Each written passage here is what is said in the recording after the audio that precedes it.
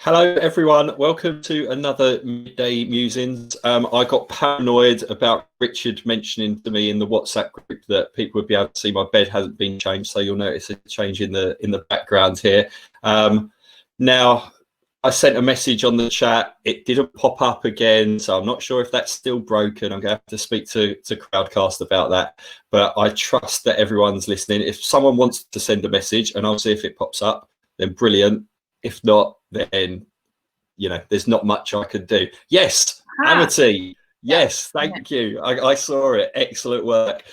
So like always, put stuff in the chat, ask questions below. There's a link there. I'll put a link on the Lonely Marketers website now for all future webinars. So if you want to click on that, I'm not sure if my finger's in the right place, then please do it. Today's show is all about Google Analytics. It's going to be a little bit different. And I'm so pleased to have Harriet Rhodes from Huzzah. Welcome, Harriet.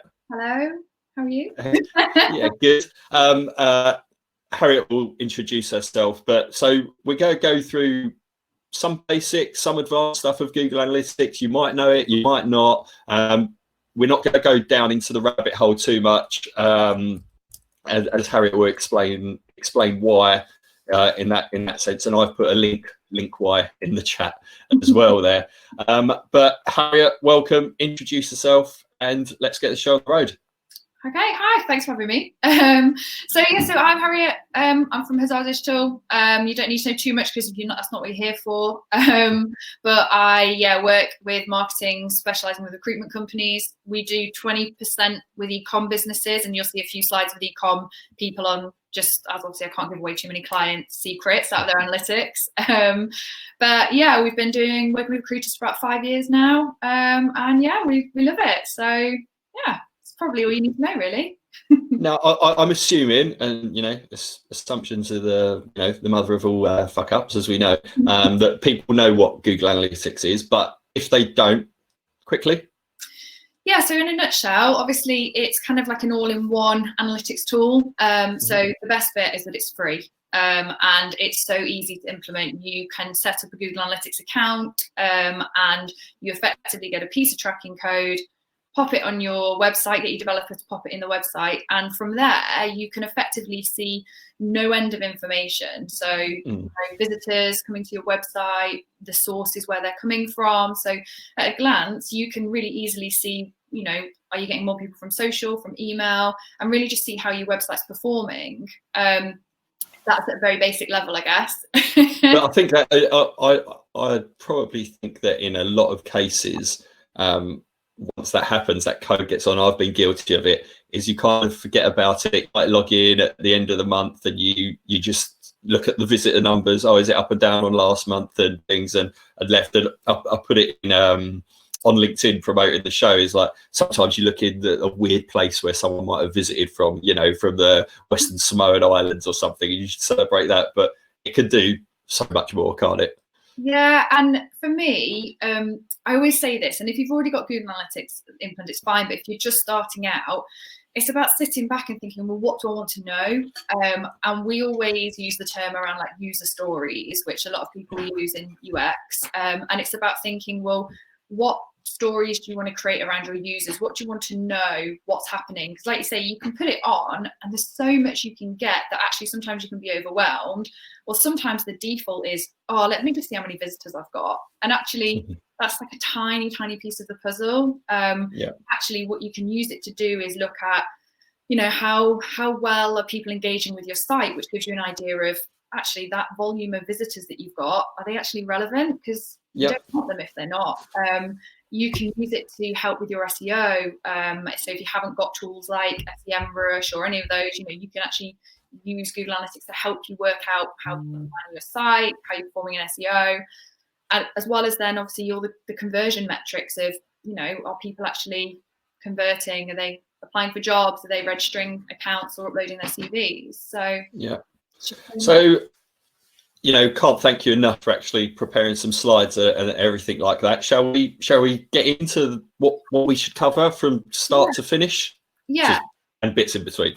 Cool. So what we're going to do is, like Glenn said earlier, we're not going to do a how-to, because on the right-hand side to me, obviously there's the Analytics Academy, which has a wealth of information. You can do courses, and there's just so much in there. So what I've tried to do is pull out just a few things from very, very basic that you guys probably sat here going, yeah, Harriet, sure, I've got that, through to maybe a few things that maybe you know already, but we're just looking at a different way of using it. And like I say, just because of confidentiality, I've just taken some really horrendous screen grabs and put them on a slide deck, so I apologise in advance. Yeah, cool.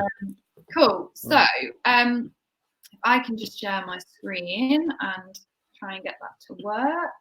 Yep, and I'll focus it. Trying to make there we go. A proper presentation so it's larger for everybody to see. Okay, perfect. Excellent. So the first thing, which is super basic, but something that actually a lot of people miss off, is around how you can stop getting skewed visitor results. So quite often you can get spam bots coming in and giving you fake visitor numbers. You can also get, obviously, if you're a large recruitment company, your consultants, I mean, a lot of consultants that I know probably don't even know where to find the website, but they might be going on the website quite a lot. And again, that just skews your visitor metrics and what's going on. So really simple. The first thing I would always do is go in and filter out your own IP addresses. So on the screen now, you can see in the admin panel, you can go into filters, and I've set my home IP of our guys, our work IP, to exclude that out of any visitors results. So when none of us are going to get tracked when we go into Google Analytics. You can also go into something called view settings, and at the bottom there's a really nice handy little tick box where you can tick bot filtering, and that will exclude all hits from known bots and spiders. So hopefully a lot of that spammy traffic that comes in and thinks it's a fake direct hit will actually be stripped out. If you're starting to see a load of referrals as well that are spam, that are just really, really annoying you, you'll see I've also got a filter called spam bots. And what you can do is you can just copy their host name that you see in the referral and pop them in as a filter and say, actually, any traffic that's coming from this host name in future, exclude it. So it's a really nice way of just knowing that you're stripping out all the kind of dead wheat before you even get into looking at your analytics. So really, really super quick one and simple one for you guys. The next one, again, a lot of you are probably aware of it, but maybe you don't use them, or you fall out of the habit. Maybe you've used them quite a lot initially and then you kind of stopped, is UTM codes. Guilty. Yeah, the amount of times you start using them and it just becomes a bit cumbersome, and it's a bit of a, it can be a bit annoying going in and adding all of these in. But the benefit that it will give you, for anyone that doesn't know what a UTM code is, it's basically you can put in a URL into Google's campaign builder, and as you can see on the screen, you can attribute a source, a medium, and give your campaign a name. And what will happen is it will automatically generate a URL structure for you with that all tracked. And when you go into your Google Analytics area, you can click on campaigns and it will show you all your web visitors that have come through that campaign link. Day to day, like I say, it can be a bit arduous to add that in, but where we find it works really, really well is, for example, if you've got automated emails set up, and I think you've got somebody coming on later in the week to chat about that. Yeah, next week, Adam. Yeah.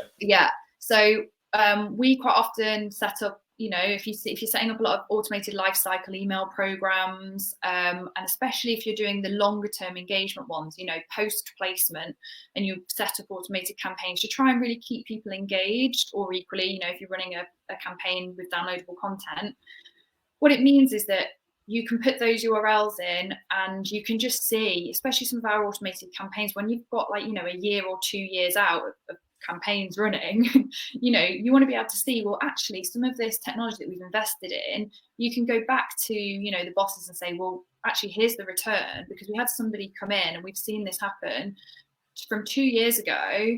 They've come in using this tracked link because they came back in by being re-engaged through one of our lifecycle automated emails.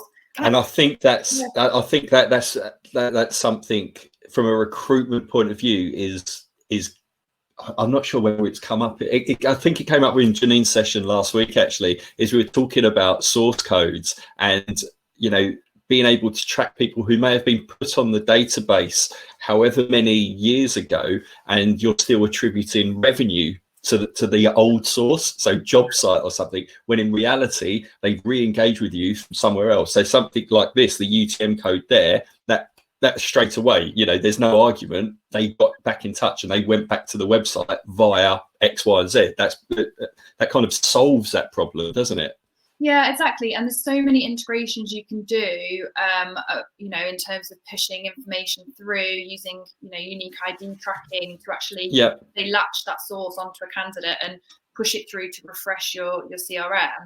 We're going out of the way around with Google Analytics there, so I'll just pull myself back. That's fine. But yeah, it's just a really useful tool. And like I say, again, it's another free tool, so you know, why not use it? And once you start doing it, it just kind of becomes commonplace. You don't even need to use the builder. You just know, right, okay, let's put a question mark and then put in my source. And yeah, it's just really easy to start building them out. But maybe I'm just a geek. So no, I think it's something that you have to create as a habit, isn't it? You know, when you're either creating content, whether you're scheduling content on Hootsuite or Pager, I should say that probably, or anything like that, is that just insert this step into it a lot of the time. Yeah, exactly.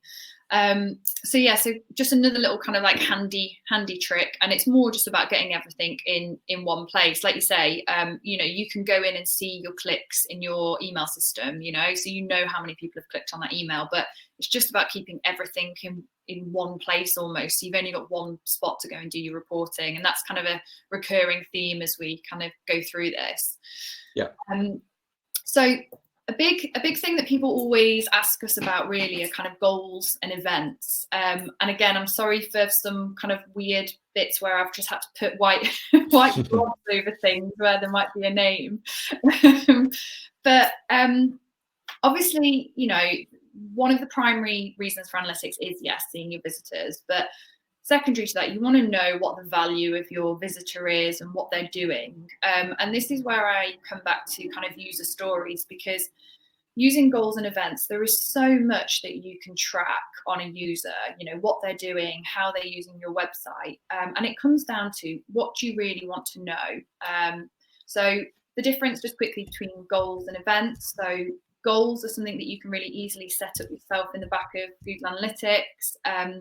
You just go into the admin panel and the bit that you can see on the left-hand side here of goals and tick new goal.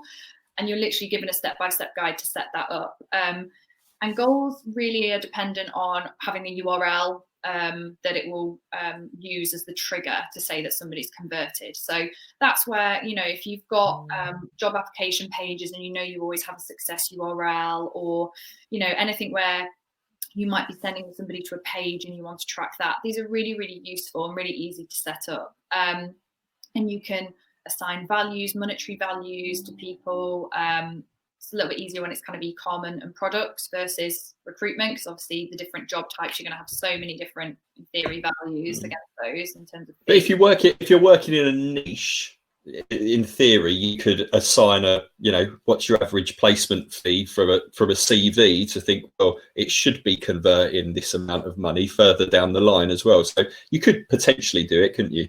Yeah, potentially. Yeah, it depends how you set up. And like Janine was saying last week, I think she wasn't looking at cost per lead necessarily. She was looking at that point of £14, I think it was. She said. Return. Yeah. So it's how you track, but that's what comes back to those user stories, is what do you want to do? So you can see we've got some goals set up in here already. So obviously our contact page visit, job application success. You can also start within goals to add on kind of mini events within goals, which is, for example, that top one, which is 4+ on site. That's if somebody spent more than 4 minutes on site. So there's a few different things that you can do, which is great. The only thing with goals is you're kind of restricted to the maximum of 20. And depending on how much you have going on the site, it can be a little bit difficult to handle. And also, if you don't have that URL structure, so for example, if somebody can I don't know, maybe you've got a CV upload form and actually the form doesn't generate a new URL on completion. What it does is it just, it's like iframed in and it auto completes there. Not necessarily iframe, but if somebody clicks on the button, what you want to know is when someone hits that button, what's going to happen? Like, can we track that as a conversion? And really that's where you want to link over to events.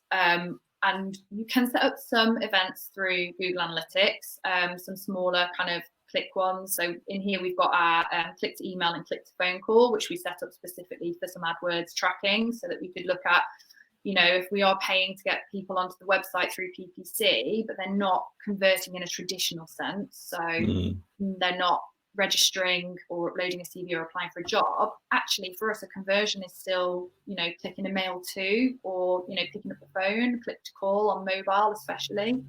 So it's really useful for things like that. I tend to prefer to set up a lot of that through Tag Manager.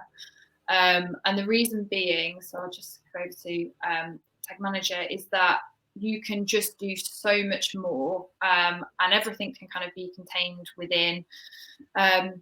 So within Tag Manager, you have so many different options in terms of kind of what tags you want to set up initially. But then what you can do is you also set up your own triggers. So what you'll do is say, right, well, for example, you can see we've integrated Hotjar, which again we'll come on to later on this particular site. And what we've said is actually the trigger is all pages. So we just want this tracking to be working across every single page on the website. So same with kind of PPC with AdWords, you can just put that in through Tag Manager. Any kind of Facebook pixel tracking code, you can just put in through Tag Manager. So it's a really nice way for you to not have to rely so much on your dev team in terms of getting, if you're going to start making custom audiences or having different tracking pixels for remarketing versus broad, Facebook marketing, for example. It just saves you a job and saves you a person and going in and harassing them, really. You can go in and it's quite easy to follow the steps. And again, they've got loads of tutorials, so I don't necessarily want to do a how-to on that today. Just to give you an idea of that's really the variance between goals and events. Goals is very much URL structure, using it to find out information of somebody hitting a page or a page refreshing. Events is more around an action. So again, it could be a view on a video, it could be a download of a piece of content. And for example, the one that I've got up on here, we've got, it's actually for an e-com client, and they have a subscription where people can subscribe to classes and they can have them annually or monthly.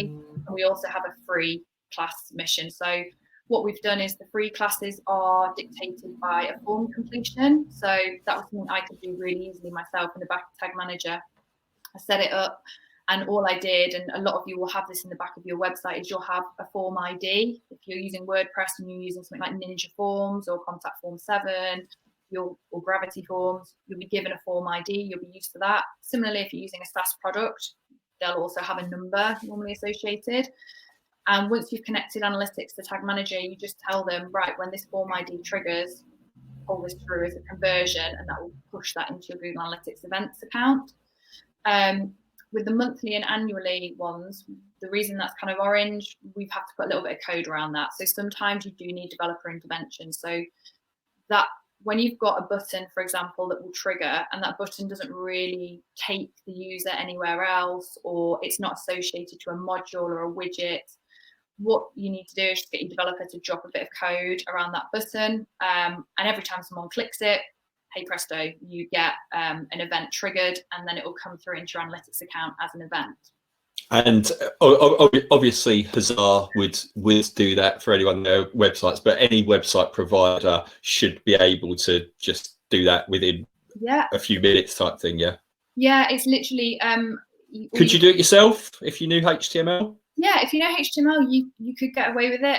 Some of it's JavaScript, so it just depends how confident you are, really. I personally, you can probably tell, I'm not a developer. I don't do that. I just give it to the developers and say, "Hey, can you put this on site for me?" And I just reap the benefit of being able to see it all collected in analytics. But yeah, it's not hugely out of the realms. And again, there's actually a lot of tutorials online that if you wanted to sit and kind of work it out yourself, actually you can. So yeah. I've just seen the link to the Analytics Google Academy cuts off at a very unfortunate part of the word on my screen. It's really bad. But anyway, on that note, carry on, Harriet. Some weird obscure academy to learn. Yeah. So effectively, like I say, you can, a lot of you are probably thinking, yeah, well, I can go in the back of my website and I can see how many form completions have been done. And for me, it's all about just having everything in one place. So yes, I could log into my website and I can see how many users have registered, or I could see, like say, how many forms have been completed. But if I go into Google Analytics, it's all there for me.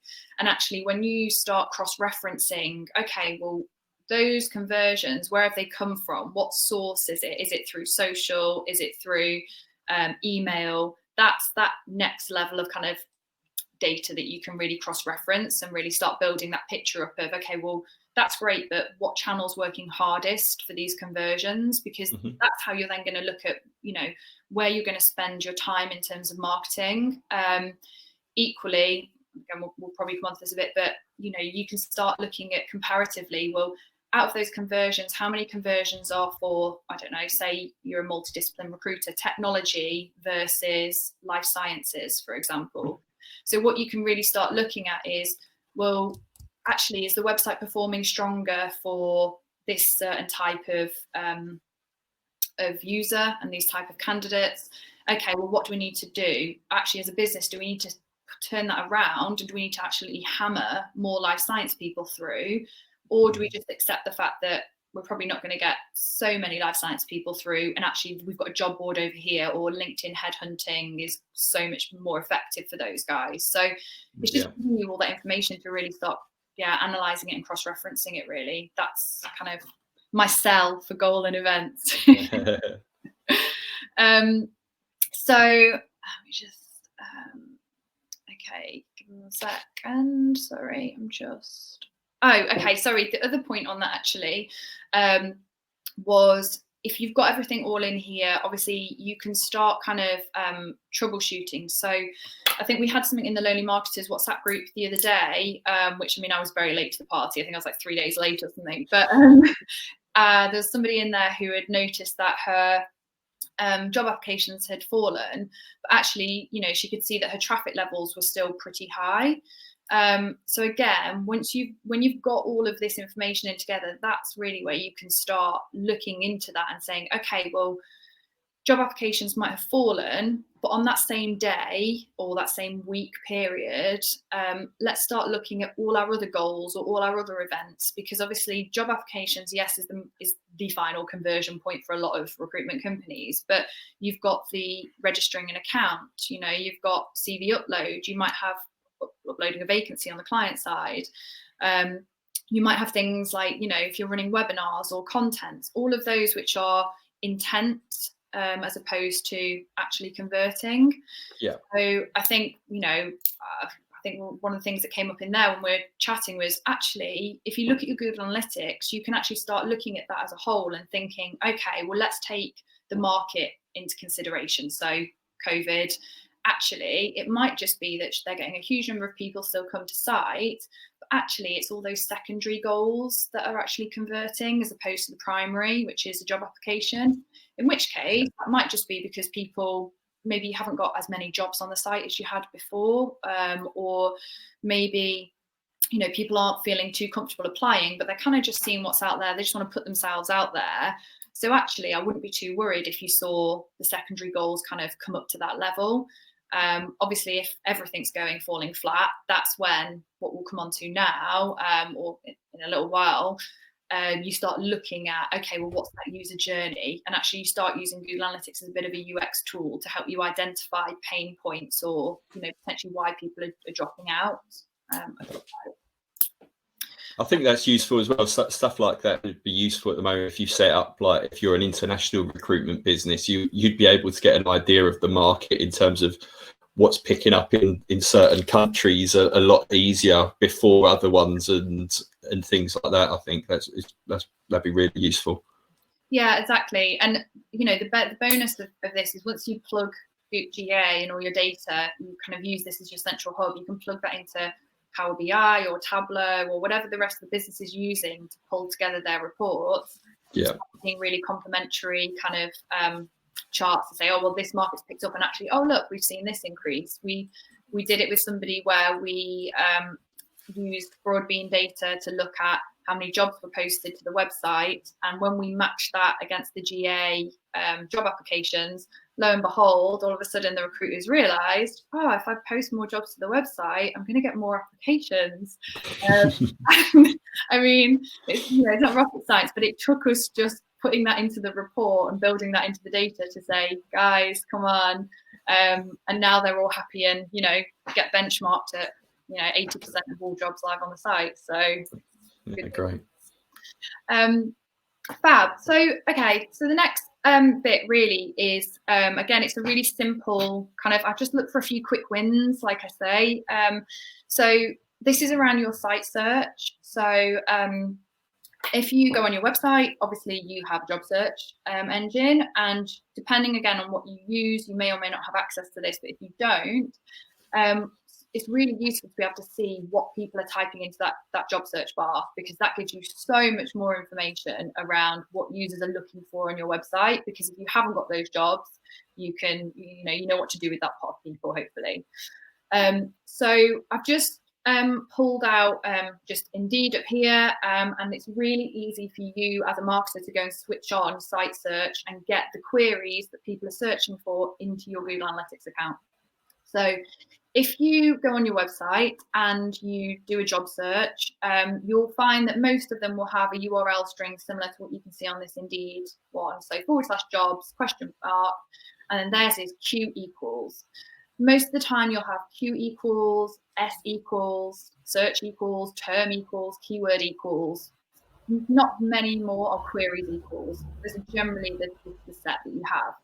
And what you want to do is take whatever is before the equal sign and put that into Google Analytics to tell Google anything that comes after this kind of Q equals, S equals, whatever it is on your website, I want to track that and I want to get those terms.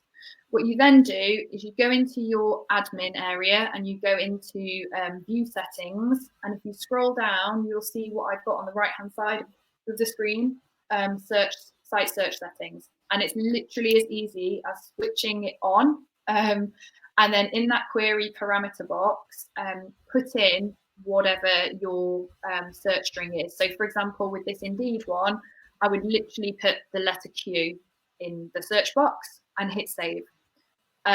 Once I've done just the letter Q. Just the letter Q, yeah. Okay. So once I put that in and hit save, what it will then do is going forwards, it will then track what people are typing into my search box. And it gives you, obviously you can imagine there's a wealth of information in there that you can get and use for no end of purposes. Oh, that's really good. I really like that. Yeah. The one thing it doesn't do is obviously it doesn't backdate it. And if for, any reason you don't have that parameter before the equals, you should, but if for any reason you don't, there's kind of like a backhanded way that you can also do a bit of a check and, like you say, go looking back historically. So in Google Analytics, I've cut this off, apologies. So in Google Analytics, if you go down to the side and you go into behavior, you'll be able to see an area called site content. And if you go into site content, you can click on all pages. Now, what you can do is with that same idea around that kind of Q equals for Indeed, this one is an e-com company, again, just because we've had to strip out some of our recruitment clients, not to give too much away, but we've put in here, there's a little search box at the top of your table and we put in S equals, as you can see, because every URL string that returns a search result will have that small bit of code, well, not code, but the letter or whatever it is on your website before that equals. And if you put that in, what Google Analytics will do is it will pull back any URLs that it can find with that within it. So you can see, this is just the top 10, but in whatever date range we had set up for this client, you can see that, the Second one is Easter. We can see people have written chopping board, welly, Easter, mugs, skiing, family tree. So it just gives us a really good idea of what people are searching for. I think I've actually cut this off, but you will obviously also get, you've got average time on page, you'll get all your usual stuff that you get with analytics, you'll get bounce rate. You can then also, if you've got goals set up, you can see, you know, which goals were completed when people were searching for these terms. So you can start building a really strong picture around, okay, well, we're performing really well for this, for example. Just gives you so much more information. So yeah, it's a bit of a hacky way for you to go back retrospectively and find out, what you've been missing potentially. And kind of just with kind of search and queries and looking around content, it kind of brings me on to kind of my love for SEO and Search Console. Again, it's something people get scared by SEO, don't they? I think generally, you know, in some ways it's got quite a bad reputation. Ironically, in the, you know, talking from a recruitment point of view, is that, you know, people blag it and they always go on about you're not going to see results until you've spent 40 grand with us over a year and things. I'm sure you've had those similar objections at Hussar, but I think it's still a little bit, we're a little bit fearful of it. Yeah, people are, until you take them through it and they realise it's not this dark art at all.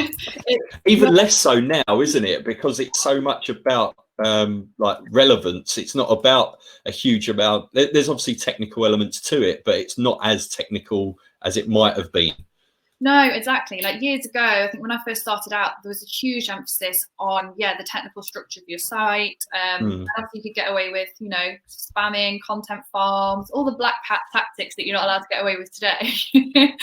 I'm not saying they were any good, but it was just the lay of the land, really. But yeah, I think when you start saying to people, actually, it's just about having a plan for keywords and entry points, and but if you're a content marketer, you know, it's pretty much what you would be doing anyway, but it's just bearing in mind, there's just this other thing that I need to think about when I'm writing this great content, or actually, you know, if I'm going to post this up, maybe I just do it slightly differently to make more of an impact, you know. And it's actually not scary at all. And Search Console is a really, really good tool. Just going off analytics for a little minute, in that it's basically a hub, you know, it's for you to, you know, again, it's free. You can set it up with your site, and it's really easy to do. Again, it's just simply popping some code in to verify that you own the site.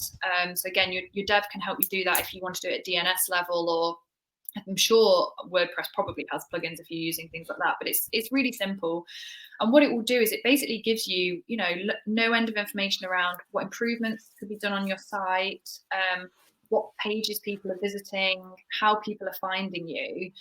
And obviously we want to pull all of that through into Google Analytics. Back in the day, most marketers will remember the days when you could go into Google Analytics, go into source, look at organic search, and you'd be given a huge list of keywords of how people found you through organic search, and it was beautiful. And then they got greedy and wanted you to pay for it and restricted it to not requested, maybe. I can't think off the top of my head. I should know that. Or direct organic or whatever it is, and things like that. Just effectively, you know, the only keywords they'll give you these days are probably the top 10 brand terms, and that's it. And it's usually about 70, well, even more so, sometimes it's like 80% plus of traffic, isn't it, that comes in there, and you just can't see it. Yeah, exactly. And you know, Google originally did it, I think, more to get, because obviously if you did paid advertising, you could see a hell of a lot more. And then obviously more tools came out that were partnered with Google, like your SEMrush, there's loads of others, Moz, and obviously you pay a subscription to get access to that. But actually, if you go into Google Analytics, if you scroll down to the Search Console area, what I'm seeing here is obviously one that's already connected. If you scroll into it and it's not, there'll just be a box that says Connect Search Console, and it's so easy. Again, you just follow the steps that Google gives you to connect the two. And from there, it will then start pulling through this information for you and start generating those queries, which... Does that need developers to step in, or no? No, it's literally once you've set up your Search Console, you just have to be an admin, obviously, of the Search Console account and the Google Analytics account. And when you then just connect the two, it effectively just says, like, can, you know, Google Analytics wants access to these Search Console properties, and you just say, yeah, I own both. Cool. That's fine. So even, yeah, agencies can do it on behalf of people. You know, if you make them an admin, if you're not comfortable, if you've got an external agency, ask them and they can do it for you. It's not a problem. And yeah, effectively what you can do is go into the Search Console area in Google Analytics, head down to queries, and you see all the words that people are typing into search to find your website. And it's, you know, it's brilliant. This one is a client that we have who's hugely brand focused, and actually we've got a big SEO project with these guys the next month to start trying to pull out some of those keywords to be less brand centric. But what we can see is, you know, the top 13, for example, these are the words that people have physically typed in, and we can see, you know, how many times they've been viewed versus how many clicks we've had. If I, you know, expand that out, you can all do all your normal reporting and looking at, you know, your bounce rate, time on site. So you can add in all those different dimensions to then look at, well, specifically this keyword, how are we performing for this keyword? And that really helps you in terms of SEO, because as well, what you might find, and it's beautiful when this happens, you go in here and there's some keywords that you're not even focusing on, and you're ranking for them, and you're thinking, right, okay, well, let's jump on that now and let's start bringing those in, because if we're already ranking for them and people are finding us through them, it's a quick win, right, to just knock that on a step. Yeah. So you can also do the same where if you jump into landing pages, you can see the entry pages that people are coming in through from search. And again, it gives you a rough indication of where in kind of search, like visibility levels, really, of how well you're being viewed for those pages. So just loads of information you can dig around and have loads of fun with. Again, if you can't do Search Console for whatever reason, maybe you can't set it up, you can still use Google Analytics, and also obviously it won't again backdate. So if you want to look at stuff retrospectively, you can still kind of have a bit of a guess. So if you go into kind of behavior and you go into site content in Google Analytics, you can jump in to just see all your landing pages, and obviously landing pages are specifically entry pages, so it's where people have physically come into the site. It's the first page that they hit. So you can look at that, and you can also then use the secondary dimension drop down. It's one of my favorite things to use. So you can then pull that out and go to, okay, well, if we look at acquisition, let's look at all of the pages that have come through SEO, for example, or social or what have you. So you can start really drilling down into, well, what landing pages are being used effectively for which channels. And some of it will be common sense, like, okay, yeah, we ran this campaign on social, so of course we're having loads of people come in through this, part of the site. But really, that's where you can start looking at what's working and what's not working. And again, looking at your bounce rate will really help you in terms of, well, what's going on there. Similarly, if you use the all pages, what you can start seeing is, what are the most popular pages on the website? And what we tend to do, especially for actually landing pages, we'll look at blog content or anything that isn't, when we're looking at recruiters, anything that isn't maybe job specific, or, looking at like your sector landing pages or any job blogs, that you may have written, any landing pages that are kind of, I guess, what we would call like cornerstone pieces of content. So landing pages that you kind of reuse, they have a purpose, and maybe the campaign's running for a long time. And what you can do is, obviously, you can look at how many people are coming into those pages and start looking at, well, what's the most popular piece of content on your website? And from an SEO perspective, if you're seeing that over time, you might have written a blog post on, I don't know, CV type tips, for example, Good go-to topic there, Harriet. I know, what's the easiest one that I could think of? And you'll find that actually, you might suddenly be ranking for this, and you hadn't really thought about it, and you're getting traffic through. And this happens sometimes. You write a blog post and you don't actually realise that you just have stumbled upon maybe a phrase or a term that's just works, and all of a sudden you're ranking for it. And what you want to do with those pages is you want to use analytics to go through and spot those kind of like little gold nuggets, really. And you don't want to just leave them. Like Glenn, you said at the very beginning, you know, analytics, you can have a habit of just putting things up and you're putting the code on and leaving it. You can do the same with your website. You know, you'll put a blog post up and leave it.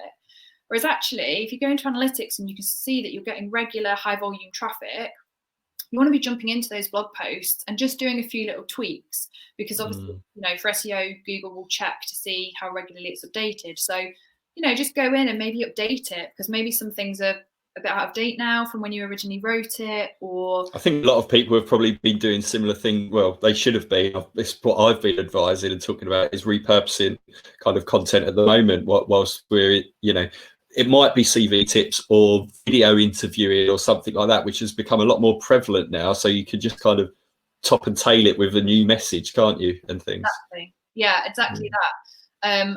And again, you know, do a little bit of research to see, well, what terms are people coming into our site with, or what terms do you know, like you say, around, say, video interviewing, what terms are people searching for? And it's just using, like you say, a combination of kind of common sense, a bit of SEO and analytics. And that's really, for me, is where analytics doesn't necessarily get seen for that. It's like, okay, well, we've got visitors, we've got that, but actually it can give you so much insight to then help you with those other parts and those other channels, and yeah, drilling into your content and your pages and what's working and what's not.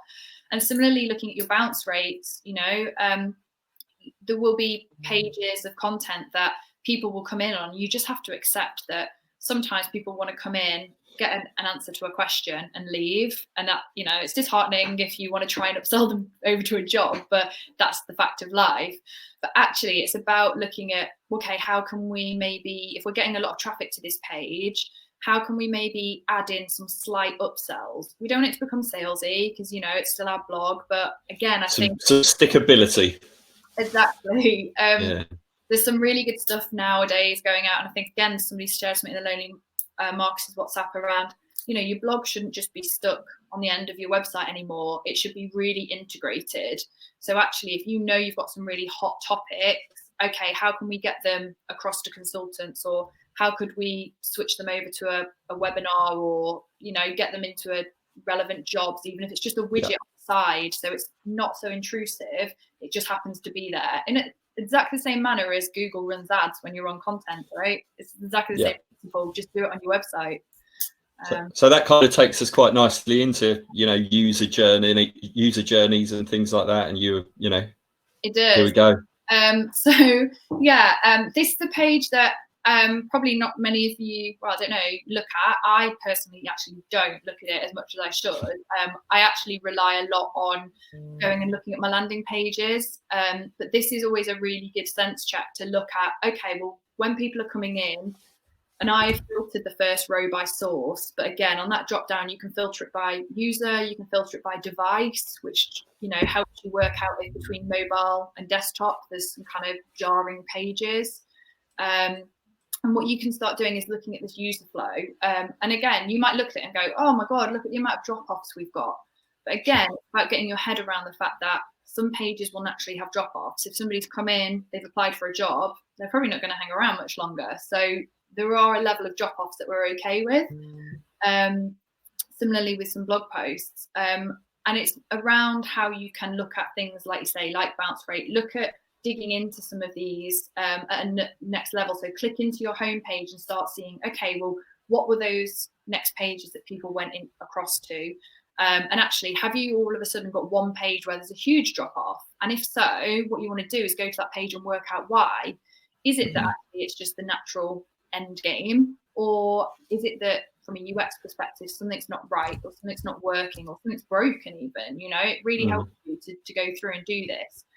And obviously you can, I think you saw in the tag manager, we'd got Hotjar tracking set up on one, but there's lots of other UX tools if you have budget for it. There's Mouseflow, there's Crazy Egg, and you can use tools like that alongside Google Analytics.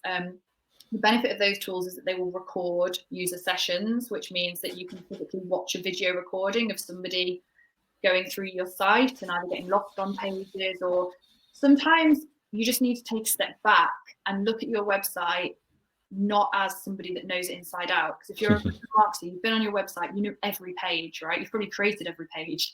So you need to almost, what I try and say is, whenever I do it, I take my brain out of my head and I go through a website with my brain switched off. So if I can get a website and I can get myself through a website being like the lowest common denominator of just zombie, what do I do? How to get to the next steps?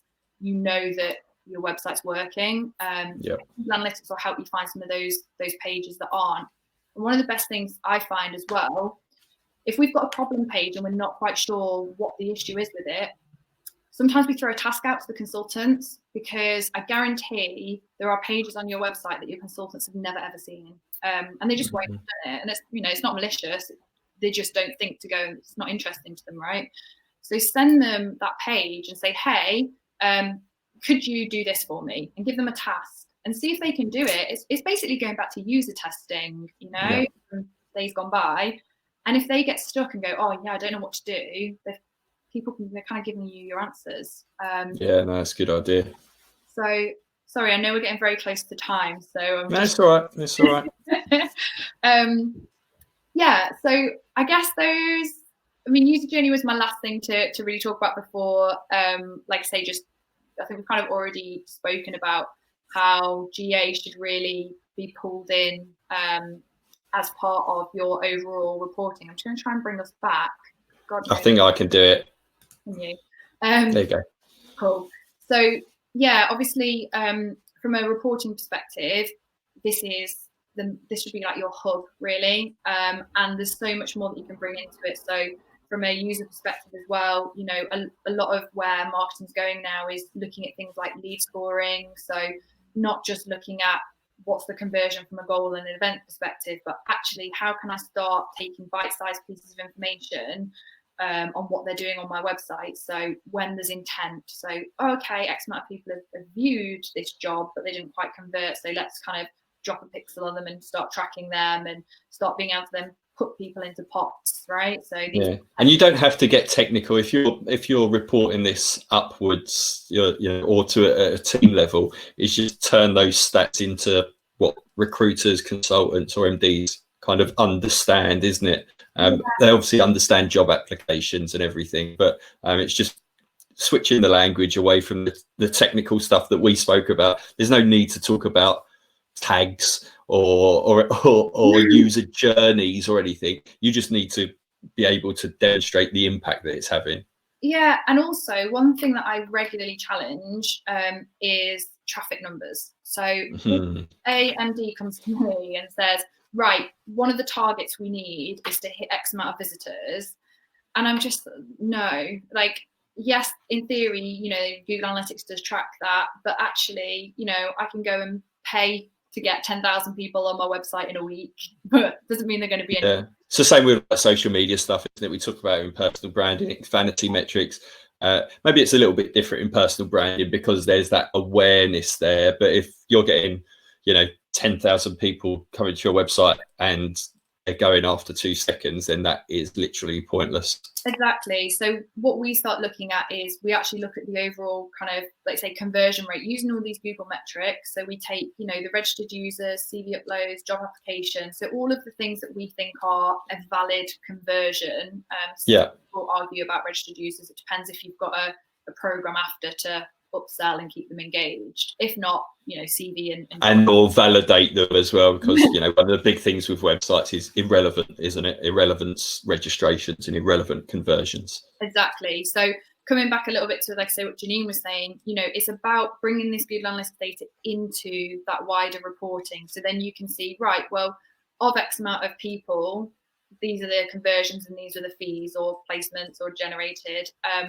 And actually what you can then start doing is setting your website against, a job board, for example. So that's really where I talked about, if you know that your website works really hard for tech candidates, for example, and you've got job boards that are trying to charge you X amount, and actually you're not getting tech candidates from that job board, what you can start doing is saying, well, actually, let me leverage the budget. You don't need these extra 10 seats on job sites. You're getting no tech candidates from there. Give me that budget to put through the website instead, because I know from Google Analytics, I'm getting all your tech candidates coming through here anyway. We're your primary source. So that's where, again, I know it's coming into ROI and reporting, but the foundation of analytics, it's telling you what's working. And it's just so much easier to go and have those conversations with MDs around, you know, give me this budget. Why? Well, here's why. So yeah, no questions have come up, so I assume you're covering everything. But I've got a question. Again, it's semi-related to Google Analytics, but if we're being honest, marketing all kind of merges into one.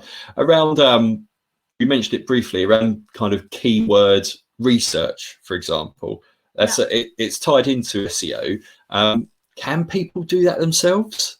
Yeah, definitely. But with things like SEMrush and Moz? Well, you can do it. So SEMrush and Moz, obviously, you need to pay for. And again, budgets. So you can actually just use Google's keyword planner. So if you set yourself up with a Google AdWords account, what you can do is they have their kind of keyword planner tools where you can go in and you can, look at search volumes. There's also Neil Patel does Uber Suggest, which is, again, a free version. And it means you don't have to go through the rigmarole of creating an AdWords account. But effectively, if you go on Uber Suggest, it's exactly the same principle. You type in a keyword, and what it will do is it will give you different ideas or strings around that keyword. And you could put in your competitor's website as well, can't you? And you can see what competitors are doing. Yeah.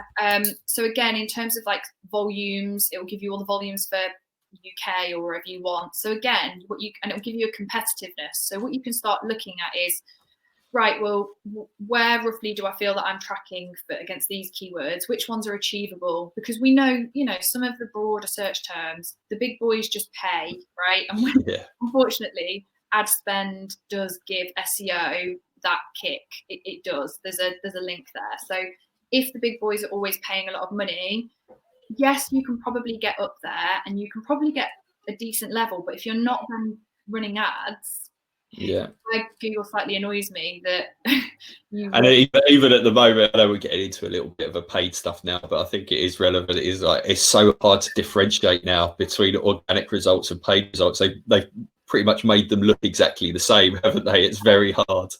Yeah, exactly. And the thing is, especially for marketers now, it's all going that way in terms of having it as a cohesive strategy. I don't feel there's now like an SEO, well, there is in larger companies, but especially for a recruiter, you have to have a hat of being SEO, content, social, and things like, Google for Jobs. It's all just bringing it together into like one ecosystem. So actually, my view of it is always, well, lean on Google where you can, because they're the ones building the algorithm. So no, that's really useful. Cool. A little bit over time, but it's all good. I think, in terms of takeaways for people watching either live or on the replay, is that certainly dive into the academy. I think that's worth it, because it's various levels, isn't it, through beginner to advanced. So however comfortable you feel is dive into that. But certainly if it's not set up, get it all set up. And the search console as well, it's one, I've worked with people, and I see she's watching, is that just didn't even know that you had to kind of turn it on effectively. It was just wasn't on. So I think that's two great tips. But anyone can reach out to you as well, can't they? Yeah. If you've got more questions, want to go into depth? Yeah, that's fine. I'm here to harass. Cool. Well, thank you again. Thanks so much, Harriet. Everyone who's watching either how on a replay, you can register for all the future webinars via that call to action below. Thank you for listening. If you enjoyed it, you got something from it, put a post out on LinkedIn. Come on, show some love and things like that. I will see you on Thursday. It is Chris Holland from Charlton Morris, and it's talking about content. And he is one person who hasn't got jobs on his website, so I'll be digging into him to see how he tracks success via his website on Google Analytics, just through a pure content-based strategy, which is pretty unusual in this recruitment world. So everyone, enjoy your lunch, and I'll speak to you all very soon. Thanks, Harriet. Thanks. Bye.